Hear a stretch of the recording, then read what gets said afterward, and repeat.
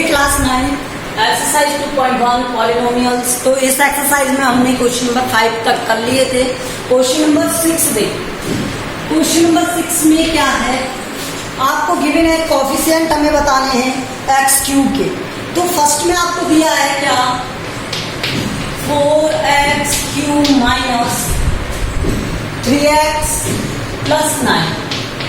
तो यहाँ पर x का कोफिशिएंट क्या हुआ 4, तो यहाँ पर इसका कोफिशिएंट क्या हो गया 4। ठीक है।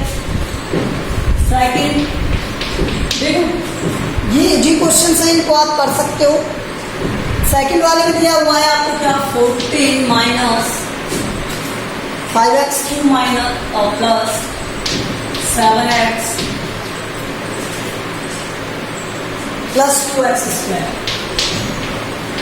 तो यहाँ x क्यूब का कोफिशिएंट क्या हो जाएगा 5, लेकिन किसका प्लस का या माइनस का, तो माइनस का 5 क्या होगा -5। इस तरह से आप रिमेनिंग क्वेश्चन को कर लोगे। जी क्वेश्चन था ये, तो ऑप्शंस बताने थे ओनली। 7 देखो, which of the following expression are polynomial. अब हमें बताना है कि ये पॉलिनोमियल है या नहीं। तो पॉलिनोमियल क्या नहीं हुई है वो सुनो।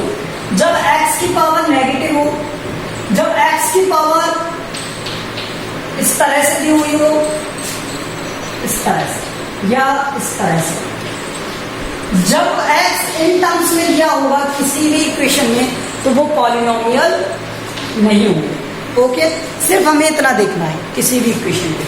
अब देखो क्वेश्चन नंबर 7 के फर्स्ट में दिया है x माइनस 1 x प्लस 1।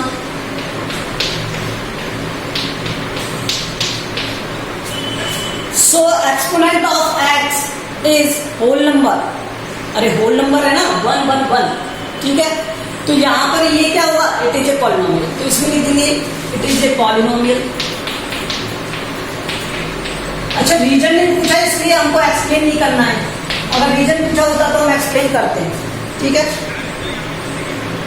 सेकंड दिया हुआ है 1/x स्क्वायर, 1/x 1/2। अब एक बात बताओ, मुझे तो सिर्फ इससे मतलब है x से, तो इसको मैं क्या लिख सकता हूँ चेंज करके x की पावर -2, x की पावर -1, और इससे मैं लिख सकता हूँ 1/2। कोई प्रॉब्लम नहीं मुझे। तो यहाँ x की पावर -2, x की पावर -1, x की पावर आ गई नेगेटिव। अगर नेगेटिव आ गई तो क्या ये पॉलिनोमियल होगा? नहीं होगा। It is not a polynomial. अब बस इसी तरह से हमें लिखना है। ठीक है। अब देखो इसका थर्ड वाला दिया हुआ है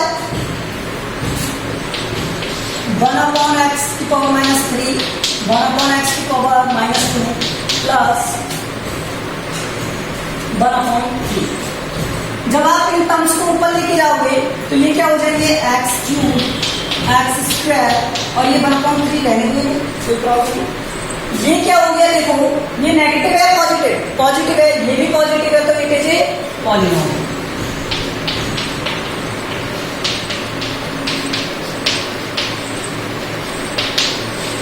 इनके साथ कोफिशिएंट कैसे है उनसे मीन्स नहीं है, यहाँ उनकी डिग्री कैसी है, उनकी पावर कैसी है, उससे नहीं। ठीक है। 4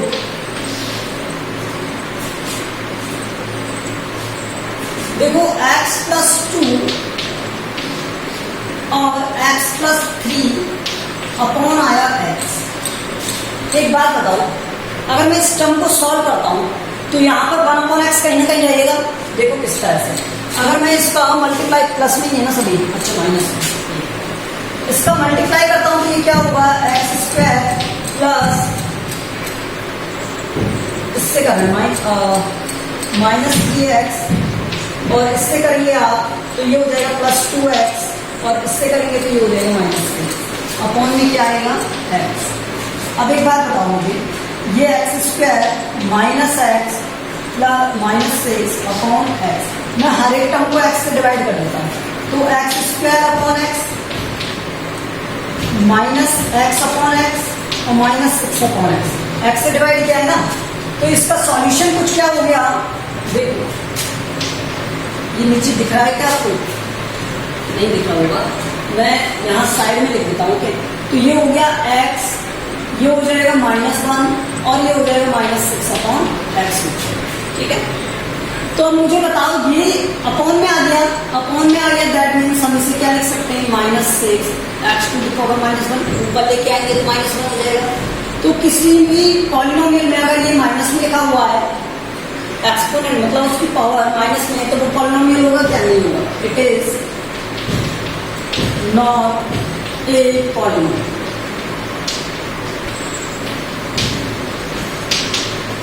I hope so you understand what I want to say.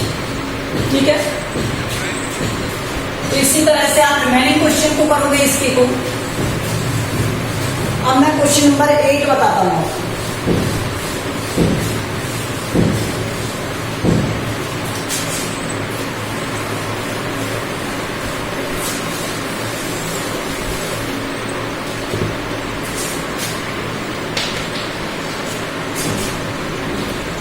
Question number 8 is right A monomial of degree 30 का मोनोनोमियल बताना है, तो x⁻30 होना चाहिए।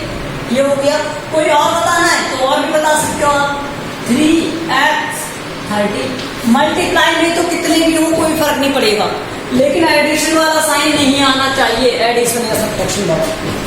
नेक्स्ट देखो, बाइनोमियल ऑफ डिग्री 50 का बाइनोमियल क्या हो जाएगा, x50 + 2, कुछ भी लिख दो कोई प्रॉब्लम नहीं। ठीक है, नेक्स्ट ट्राइनोमियल ऑफ डिग्री 60। तो देखो ट्राइनोमियल मीन्स अब हमें क्या चाहिए, x⁻60 x⁻59, कुछ भी लिख सकते हो के 1।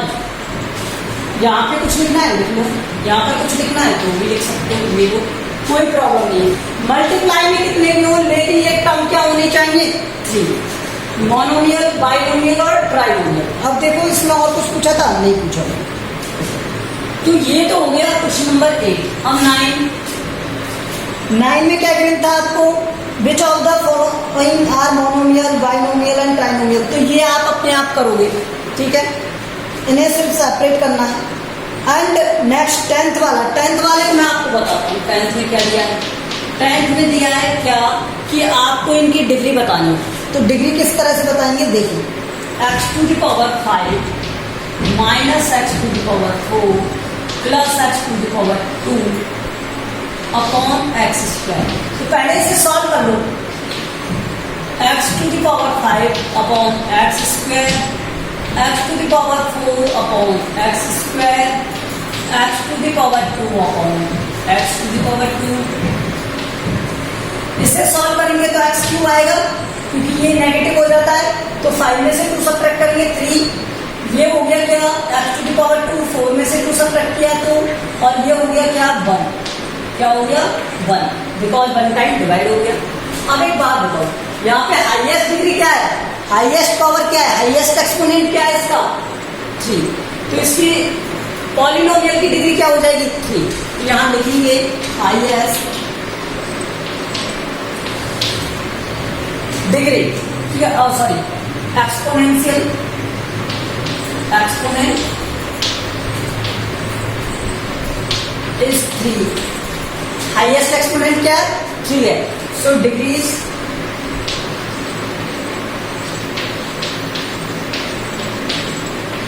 तो इसकी डिग्री क्या होगी, 3 होगी। ये इसका अब सेकंड देखो इसी तरह से, तो सेकंड में आप फाइंड कर लोगे 3x³ + 5x + 3 और मल्टीप्लाई में x, तो x से मल्टीप्लाई कर दो इसका, 3x⁴ + 5x² + 3x। ये हो गया। तो हाईएस्ट पावर क्या हो गया, एक्सपोनेंट।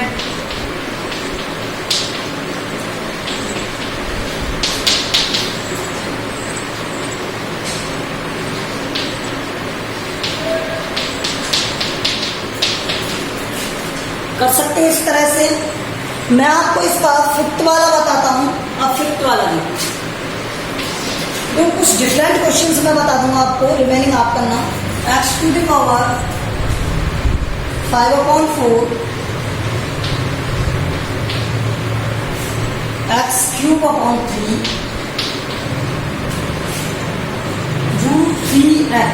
ये देखो √3 और x लिखा हुआ है, ये ध्यान रखिए, +3। तो हाईएस्ट डिग्री क्या है इसमें, नीचे नंबर क्या है उनसे फर्क नहीं पड़ता, x नहीं होना चाहिए नीचे। तो यहाँ हाईएस्ट एक्सपोनेंट क्या है, 5। Highest exponent is 5. So degree is, तो डिग्री भी क्या होगी इसकी, 5 होगी। Okay, I hope so you understand. Now come to the point, exercise 2.2। Okay, remaining questions को आपको करना है। अगर कोई प्रॉब्लम आती है तो व्हाट्सएप ग्रुप पर सेंड कर देना। ओके,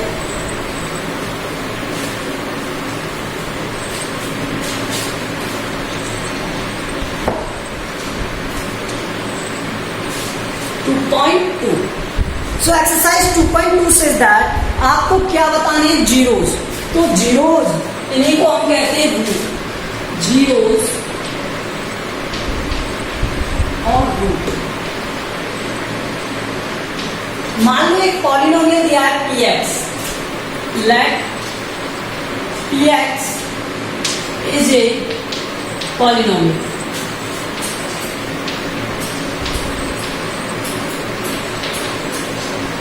ठीक है, सो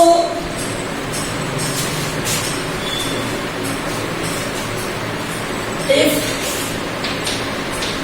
x minus a is a factor of px, अगर ये इसका फैक्टर है तो ये इसे कंप्लीटली डिवाइड करेगा, px को कंप्लीटली डिवाइड करेगा। मीन्स अगर मान लो 3 है और 12 का एक फैक्टर है तो 3 से 12 कंप्लीटली डिवाइड होता है। ठीक है, तो फैक्टर ऑलवेज किसी नंबर को कंप्लीटली डिवाइड करते हैं। ठीक है, पढ़ाए ना अपने फैक्टर्स, अगर हम फाइंड करते हैं तो कंप्लीटली डिवाइड करके फैक्टर्स करते हैं। तो ये px का क्या करेगा, डिवाइड करेगा factor of px। Then if x minus a equal to 0, then px will be 0। कब होगा, जब x इक्वल टू क्या पुट कर दें, a, तो p a will equal to 0। ठीक है, बस सब अभी यही समझना। तो जीरोज क्या है कि आप किसी नंबर का, मतलब जो जिस फॉर्मेट में px दिया हुआ है, p दिया हुआ है, पॉलिनोमियल दिया हुआ है जिस फॉर्मेट में, उसमें कोई वैल्यू अगर आप पुट करते हो तो उस pa को, मतलब उस फंक्शन को जो आपको गिवन है वो क्या कर दे, 0 कर दे। ठीक है, उस पॉलिनोमियल को क्या कर दे, 0। तो वो क्या होते हैं, जीरोज एंड रूट। क्या होते हैं, जीरोज एंड रूट। तो ये इसका 0 है और ये इसका रूट, इसका फैक्टर है। ठीक है, ये फैक्टर है और ये इसका क्या है, 0 और रूट। अब एग्जाम्पल देखो इसका, मैं आपको एग्जाम्पल बताता हूं।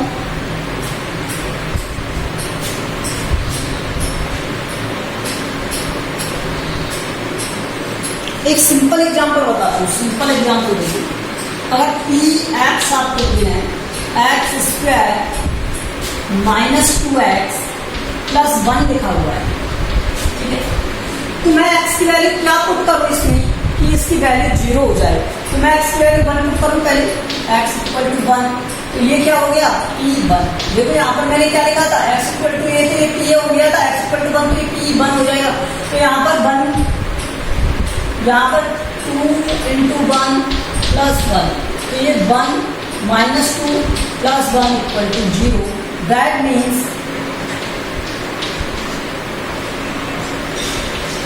so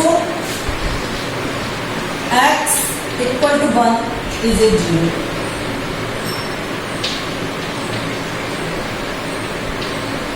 और इसका फैक्टर क्या हो जाएगा, इस वैल्यू को इधर ले क्या हो गए,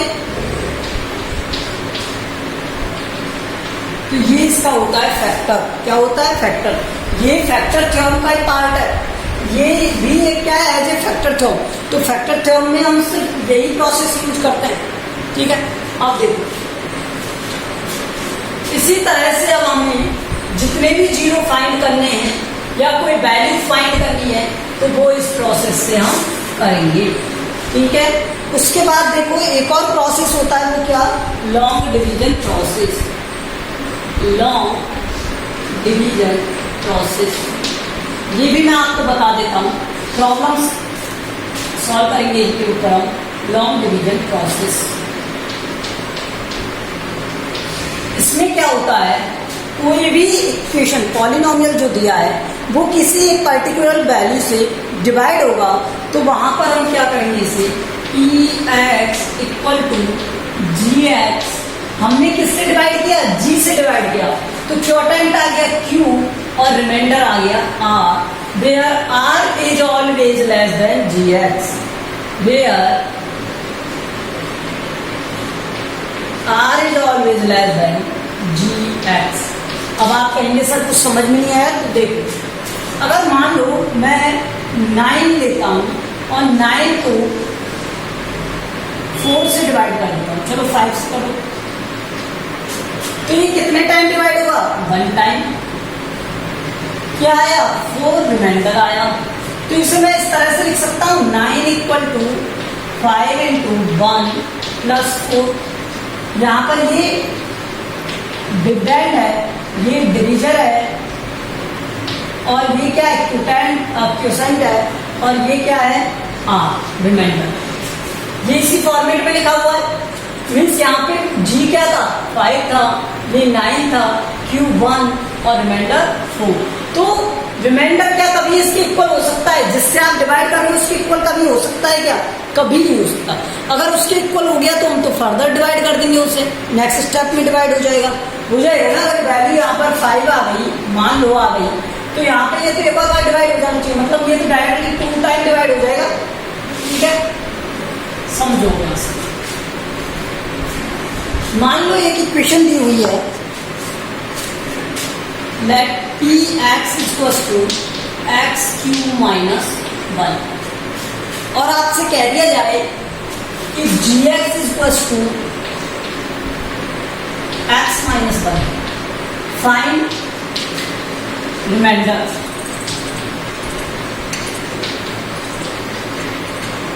अब हमें क्या फाइंड करना है? रिमाइंडर।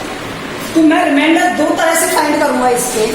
एक तो बाय रिमाइंडर थ्योरम फाइंड करूंगा और एक फाइंड करूंगा लॉन्ग डिवीजन प्रोसेस। तो पहले मैं लॉन्ग डिवीजन प्रोसेस एक्सप्लेन करता हूं, फिर रिमाइंडर थ्योरम एक्सप्लेन करूंगा। देखो यहां से ये क्या हो जाएगा? अगर मुझे इसे डिवाइड करना है तो आप डिवाइड करना जानते हो, इस तरह से डिवाइड करते हैं। यहाँ पर क्या आएगा? x³ माइनस 1, और यहाँ पर क्या आएगा? x minus 1।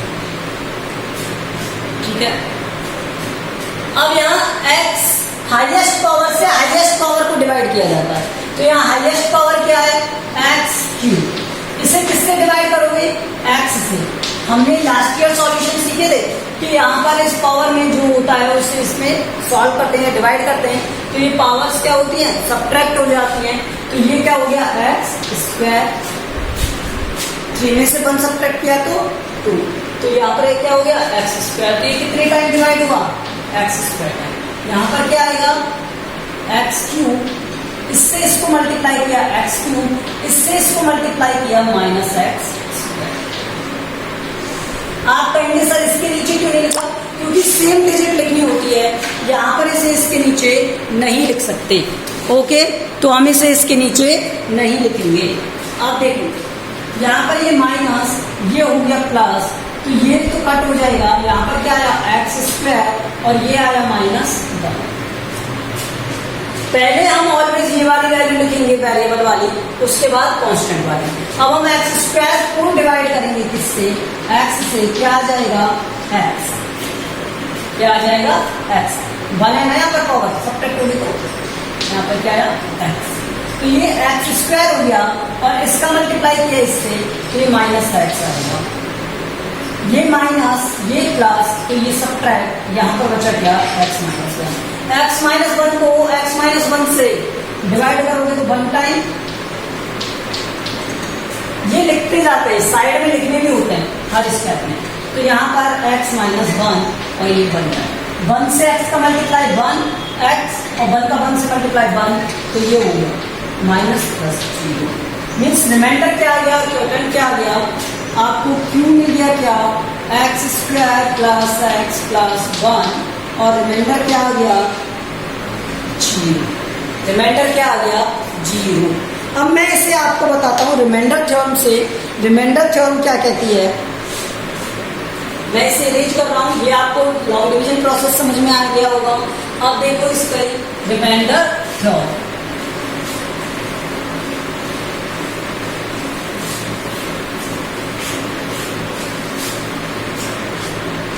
Late px equals to ax square plus bx plus c, ये दिया हुआ है, ठीक है। And x minus a is gx, क्या है इज gx, ठीक है। So we know that by this process, अगर हम इस प्रोसेस से जानते हैं तो बाय रूट क्या होगा, if x equal to a put कर दिया जाए तो px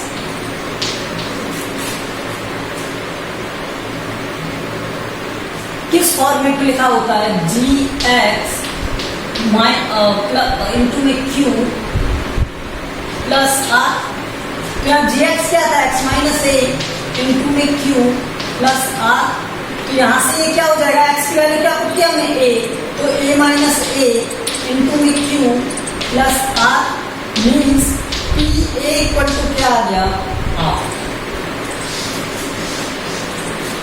अगर आप कोई वैल्यू पुट करते हो, यहाँ पर कोई भी वैल्यू पुट करते हो तो डायरेक्ट आपको क्या मिलेगा रिमाइंडर। तो हम जो जीरोस फाइंड कर रहे थे वैल्यू पुट करके, तो वहां से डायरेक्ट हमें क्या देते हैं, रिमाइंडर देते हैं। तो वो जीरोस हमें क्या देंगे, रिमाइंडर देंगे। अब बस यहीं से आप समझते जाओ। अभी मैंने जो क्वेश्चन किया था, क्या था वो क्वेश्चन, ये आपको नोट कर लेना है रिमाइंडर थ्योरम को यहीं से, ठीक है। इसी तरह से आप देखो इसका एग्जाम्पल क्या था, आपको दिया था एक्स क्यू माइनस 1, ये px था और gx गिवन था क्या x माइनस 1, यही था। अब ये कहता है कि इसे इसके इक्वल पुट कर दो, मतलब जो x माइनस 1 है तो इस x इक्वल टू 1, इधर ले जाएंगे, इसे सॉल्व करिए। जब ये x इक्वल टू 1 है तो पुट करो यहाँ पर, पुट x इक्वल टू 1, तो ये p1 हो जाएगा और ये हो जाएगा 1q minus 1, that to 1 minus 1 and 2। अरे हमने क्या कहा था कि pa इक्वल टू क्या आता है, यहाँ से r आता है, क्या आता है r। अगर pa इक्वल टू r आता है तो ये क्या हो गया इसका रिमाइंडर, अगर ये रिमाइंडर हो गया तो ये इसका क्या है रिमाइंडर। तो r इक्वल टू क्या आ गया 0। तो रिमाइंडर अगर मुझे फाइंड करना होगा तो मैं इस तरह से फाइंड करूंगा। Okay, so we discussed about the long division process, remainder theorem और जीरोस। क्वेश्चंस हम नेक्स्ट वीडियो में करेंगे। कॉन्सेप्ट समझना, वीडियो को एक और बार देखना, मतलब 2 बार देखना, तो आपको ये कॉन्सेप्ट समझ में आ जाएगा। Thank you.